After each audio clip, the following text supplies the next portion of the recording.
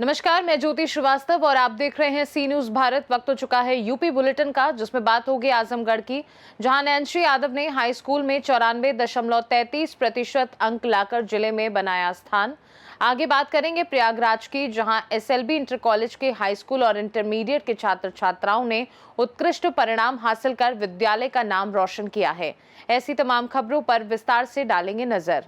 आजमगढ़ जनपद के मार्टिनगंज ब्लॉक अंतर्गत ग्राम सभा रसूलपुर तुंगी की होनहार छात्रा नैन्सी यादव ने हाई स्कूल परीक्षा में 94.33% अंक प्राप्त कर जिले में स्थान हासिल कर क्षेत्र का नाम रोशन किया। उनकी इस उपलब्धि से पूरे गांव और क्षेत्र में खुशी का माहौल है। नैन्सी यादव रसूलपुर तुंगी ग्राम सभा की निवासी हैं और अपने ही गांव स्थित समर्पण पब्लिक स्कूल की छात्रा है।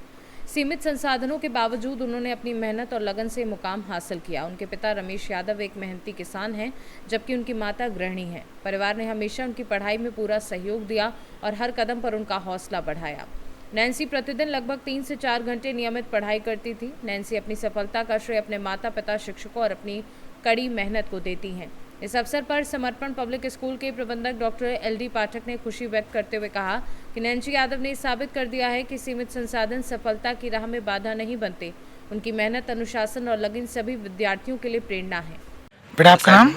मेरा नाम नैन्सी यादव है और मेरे पिता का नाम मिस्टर रमेश यादव है और मेरी सफलता में मेरे सभी गुरुजनों एवं माता पिता का बहुत बड़ा सहयोग है और उनके ही आशीर्वाद से आज मैंने 94.33% नंबर प्राप्त किए हैं और इन्हीं के आशीर्वाद से हम आगे बढ़ेंगे। आगे का क्या लक्ष्य है आपका? आगे लक्ष्य यही है कि हम कुछ तैयारी करके कुछ अपने गांव का और अपने जिले का नाम रोशन करना चाहते हैं। आजमगढ़ से सी न्यूज संवाददाता अबुशाद अहमद की रिपोर्ट। प्रयागराज के करचना तहसील क्षेत्र स्थित एसएलबी इंटर कॉलेज चनैनी के हाई स्कूल और इंटरमीडिएट के छात्र छात्राओं ने उत्कृष्ट परिणाम हासिल कर विद्यालय का नाम रोशन किया है। इस अवसर पर विद्यालय के छात्र सचिन कुशवाहा ने हाई स्कूल में 95.5% अंक प्राप्त कर प्रयागराज जिले में 8वां स्थान तथा करचना क्षेत्र में प्रथम स्थान हासिल किया। कॉलेज के प्रबंधक निर्मल सर ने सभी सफल छात्र छात्राओं को मिठाई खिलाकर उनकी कड़ी मेहनत के लिए बधाई दी। उन्होंने कहा कि विद्यार्थियों ने जीवन की पहली महत्वपूर्ण सीढ़ी पार कर अपने सपनों को साकार करने की दिशा में सफलता प्राप्त की है। आगे भी वे इसी तरह मेहनत और लगन से अपने माता पिता तथा विद्यालय का नाम रोशन करें। हम आज जिस भी मुकाम पर पहुँचे हैं वो सारा श्रेय हमारे मम्मी पापा भैया को जाता है और हमें परीक्षा तैयारी करने में बहुत योगदान दिया है इन लोगों ने और यहाँ के गुरुजन बहुत सटीक अच्छा पढ़ाते हैं, जिससे कि कोई भी टॉपिक क्लियर करने में सहायता मिलती है। कौन सा विद्यालय है? ये SLB inter college Chanaini Karchana Prayagraj, इस विद्यालय से हम पढ़े हैं और इतना रैंक हासिल करने में सफल हुए हैं। कितना कौन सा रैंक है आपका जिले में? 8वां रैंक है, 95%। अच्छा, विद्यालय के प्रबंधक जी का नाम क्या है या पूरे स्टाफ से आप इस मुकाम पर आज हाई स्कूल में आपने बढ़िया रैंक पाया है, तो इसका श्रेय किसको देना चाहेंगे? अपने विद्यालय के प्रबंधक, अपने माता पिता या अन्य कोई आपके आदर्श रहे हैं? सभी लोग आदर्श रहे हैं। ज़्यादातर ये विद्यालय प्रबंधक जी श्री निर्मल सर हैं और यहाँ के प्रिंसिपल जो श्री प्रदीप सिंह सर हैं, इन्होंने हमें पढ़ाने के लिए बहुत ज़्यादा मेहनत की हुई है, जिससे आज इसके बाद किस तरीके की तैयारी रहेगी और क्या मुकाम हासिल करना चाहते हैं? इसके बाद मेहनत करते रहेंगे और सफलता तो कोई लक्ष्य लेकर के तो आप आए हैं? यस सर, इंजीनियरिंग लाइन में जाना चाहते हैं और परिचय दे दीजिए अपना। हमारा नाम सचिन कुशवाहा है और घटवा गांव से रहते हैं, गाँव में रहते हैं। यही कि हम एसएलबी इंटर कॉलेज से पढ़े हुए हैं और हमारे जो विद्यालय के जो अध्यापक हैं वो अच्छा पढ़ाते हैं जिस हिसाब से अन्य विद्यालय के कंपैरिजन में, और यहाँ के मतलब टीचर जो हैं वो एकदम पूरे टॉपिक क्लियर कराते हुए जाते हैं और मैं यहाँ के टीचरों को धन्यवाद कहना चाहता हूँ इसलिए क्योंकि वो हमें यहाँ तक पहुँचाने में सफल रहे हैं। कौन सा रैंक है और कितना अंक है आपका? 94% है। तो इसके बाद क्या करना चाहेंगे? जो है हाई स्कूल में अच्छा प्रदर्शन रहा है, अच्छे अंक हासिल किए हैं, और इंटर में किस तरीके की तैयारी रहेगी, और जो आपके प्रबंधक जी हैं उनसे क्या मार्गदर्शन आप लोग करेंगे? यही कि इसके बाद हम क्या कहते हैं, ये जेई मेंस की तैयारी करेंगे थोड़ा। जी। और इस सभी चीज़ों में हमारे प्रबंधक सर का बहुत बड़ा हाथ है, क्योंकि वो इस हिसाब से इस विद्यालय का परिसर बनाए हुए हैं जिस हिसाब से कि बच्चों को एक पढ़ने का ढंग मिलता है और बच्चों को अच्छा मार्ग दिखाते हैं। परिचय दीजिए। मेरा नाम समीर कुशवाहा है, मेरे पिताजी का नाम मिस्टर समरजीत कुशवाहा है। मैं गटवा सोनाई कसना प्रयागराज से रहने वाला हूँ और मेरे विद्यालय का नाम एसएलवी इंटर कॉलेज है। राजकुमार जी। सर्वप्रथम तो मैंने दोनों बच्चों के रिज़ल्ट को जब देखा तो बहुत ही हर्ष हुआ, और बच्चों को बधाई भी दी गई है। इस बात के लिए उनके गार्जियनों का भी बहुत सहयोग रहा, जिससे उन्होंने इतनी अच्छी स्थितियों पर रहें जी। और भविष्य उनका उज्जवल हो, इसके लिए मैं कामना करता हूँ।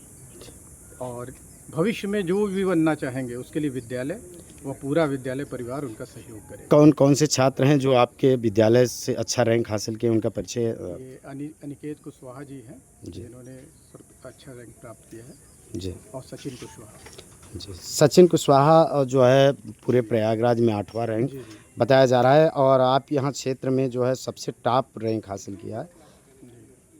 अपना परिचय दे दीजिए। प्रदीप सिंह, प्रधानाचार्य एसएलबी इंटरमीडिएट कॉलेज। प्रयागराज से सी न्यूज़ संवाददाता मंगला प्रसाद पटेल की रिपोर्ट। यूपी के बुलंदशहर में ऑपरेशन लंगड़ा के तहत पुलिस की कार्यवाही जारी है। बुलंदशहर के थाना काकोड़ क्षेत्र में इको सवार बदमाशों से पुलिस की मुठभेड़ हो गई। लूट की घटना में वांछित चल रहे दोनों बदमाशों को पुलिस ने घेर लिया, जिसके बाद दोनों ओर से कई राउंड गोलियां चली। मुठभेड़ के दौरान एक बदमाश के पैर में गोली लगी। उसकी पहचान संजय और दीपक उर्फ संजू के रूप में हुई है, जबकि दूसरे बदमाश की पहचान अजय चौधरी के रूप में की गई है। घायल बदमाश को पुलिस ने उपचार के लिए अस्पताल में भर्ती कराया है। बताया जा रहा है कि दोनों बदमाशों का लंबा आपराधिक रिकॉर्ड है और उन पर आधा दर्जन से लेकर 4 दर्जन तक मुकदमे दर्ज हैं। पुलिस ने दोनों के पास से अवैध असलाह, कारतूस, चाकू और एक कार बरामद की है। आज दिनांक 23 अप्रैल की देर रात्रि को थाना ककोड़ पुलिस द्वारा लड़की बम्बे के पास चेकिंग की जा रही थी। दौरान चेकिंग एक संदिग्ध इको गाड़ी जो सिल्वर कलर की आ रही थी, जब उसको रोकने का प्रयास किया गया तो वो भागने लगी। पुलिस ने उसका पीछा किया तो धनौरी के पास पहुंच के इसमें जो सवार बदमाश थे वो उतर के गाड़ी से भागने लगे, पुलिस पार्टी के ऊपर फायर करते हुए। आत्मरक्षार्थ कार्रवाई में एक व्यक्ति के पैर में गोली लगी है तथा दौरान कॉम्बिंग जो दूसरा व्यक्ति साथ में था इसके बदमाश, उसको गिरफ्तार किया गया है। जिस व्यक्ति के पैर में गोली लगी उसकी पहचान दीपक और संजू के रूप में हुई है। ये थाना आहार क्षेत्र का रहने वाला है तथा इसके ऊपर 44 से ज़्यादा मुकदमे पंजीकृत हैं, जिसमें चोरी, लूट तथा गैंगस्टर एक्ट के भी मुकदमे हैं। जो दूसरा व्यक्ति अजय है इसके ऊपर भी 9 मुकदमे पंजीकृत हैं कुल। इनके पास से जो इको गाड़ी बरामद हुई है ये दिल्ली से चोरी की हुई थी, जो ये चुरा के ले आए थे वहाँ से। इनके पास से इसी के साथ एक तमंचा, एक जिंदा कारतूस, एक खोखा कारतूस तथा एक नाजायज चाकू बरामद हुआ है। जो घायल व्यक्ति है उसको प्राथमिक उपचार के लिए प्राथमिक स्वास्थ्य केंद्र भेज दिया गया है। अग्रिम वैधानिक कार्रवाई इसमें पुलिस द्वारा की जा रही है। बुलंदशहर से सी न्यूज़ संवाददाता उमेश की रिपोर्ट। रायबरेली के हरचंदपुर क्षेत्र से समाजवादी पार्टी के विधायक राहुल लोधी और उनके प्रतिनिधि मंडल पर पथराव किए जाने का मामला सामने आया है। बताया जा रहा है कि विधायक राहुल लोधी गाजीपुर में विश्वकर्मा समाज की एक बेटी के साथ हुए दुष्कर्म व हत्या के मामले में पीड़ित परिवार से मिलने जा रहे थे। इसी दौरान उनके काफिले पर पथराव किया गया। इस घटना में सपा के कई नेता घायल हो गए, जिन्हें तत्काल नजदीकी अस्पताल में भर्ती कराया गया। विधायक राहुल लोधी ने इस घटना के लिए बीजेपी कार्यकर्ताओं पर पथराव कराने का आरोप लगाया है।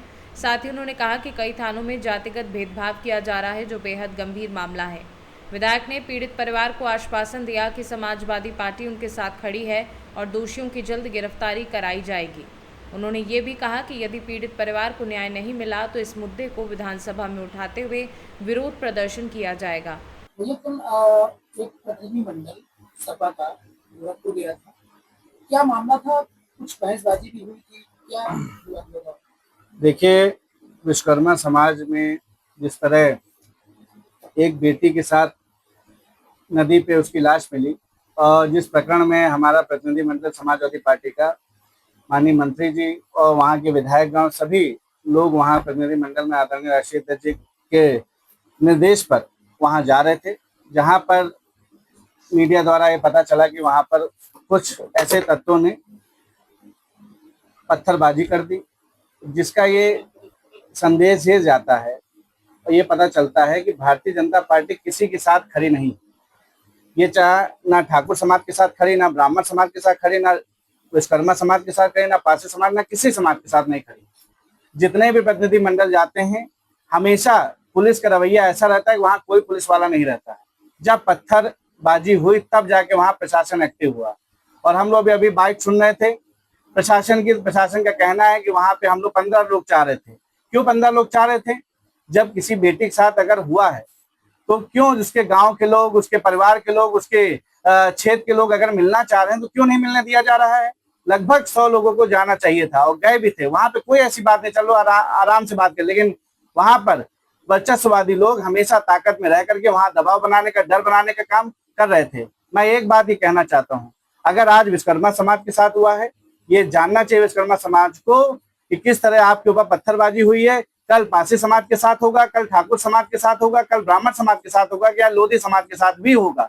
तो आने वाले कल में अगर विश्वकर्मा समाज को गांव में नहीं घुसने दिया जाए तो कल एक समय ये भी आएगा कि लोधी समाज और पारसी समाज को भी गांव में घुसने नहीं दिया जाएगा। आने वाले ब्राह्मण समाज को भी गांव में घुसने नहीं दिया जाएगा। और ये भारतीय जनता पार्टी के संरक्षण में हो रहा है। और आने वाले समय में अगर इसकी जांच अगर ढंग से नहीं हुई तो हम लोग सड़क से लेकर सदन तक विधानसभा में धरना देने का काम करेंगे और आदरणीय राष्ट्रीय अध्यक्ष जी के अनुसार जो भी हो सकता है आदेश मिलेगा उसको पालन करने का काम करेंगे। तो क्या लगता है आपको, सभा का डेलीगेशन जाता है तो भाजपा सरकार क्या इसमें डरी हुई है, क्या है, क्या वो डर चुकी है, वो जान चुकी है कि अब मेरे हाथ में कुछ नहीं बचा है। जनता सब समझ चुकी है। भारतीय जनता पार्टी के खुद कार्यकर्ता पीड़ित हैं, परेशान हैं, कोई सुनने के लिए उनकी तैयार नहीं है। थानों में जातिगत भेदभाव होता है, जातिवाद एकदम चरम सीमा पे है, जिसमें बड़े ताकतवर लोग, बाहुबली लोग, जमीन भू माफिया कब्जा करने वाले लोग हमेशा अपने ताकत दिखा करके गरीब लोगों को, वंचित लोगों को परेशान करने का काम करते हैं। रायबरेली से सी न्यूज संवाददाता वीरेंद्र साहू की रिपोर्ट। यूपी बुलेटिन में फिलहाल के लिए इतना ही। बने रहिए सी न्यूज भारत के साथ। हर खबर आपके साथ, आपके हाथ।